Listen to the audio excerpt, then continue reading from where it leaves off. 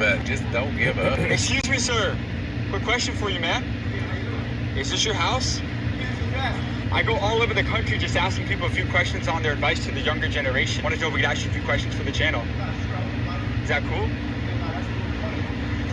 What do you do for a living to be able to afford this place out in Atlanta, Georgia? How many businesses do you own right now? Right now, I got 6 different businesses. What was the most? Excuse me, sir.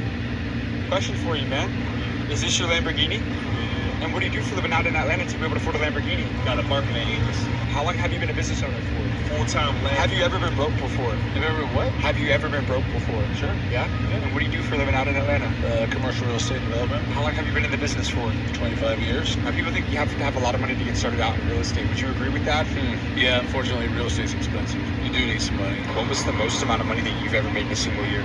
$200 million. $200 million. Yeah. How did you scale from 8 to 9 figures? Look, if you go back and look at all the businesses that are really successful, a lot of it has to do with timing. Have you ever met a billionaire before? Oh, hell yeah. Unfortunately. What do you notice consistently among billionaires? They're not as smart as you think. What do you mean by that? Everybody thinks because you have $1 billion that makes you smart. What I mean by that is a lot of people get lucky. It's not so much being a billionaire that matters. It's like, do you know the difference between values and beliefs? What's that? Beliefs are what you think is true. Values are what you think are important. Focus on things that are important. What is the secret to being able to raise capital? Right now, there is more money out there in the world looking for a good business plan than the inverse. There are not as many good business plans as what you think. How old are you now? I'm about to turn 56. How old were you when you became a millionaire?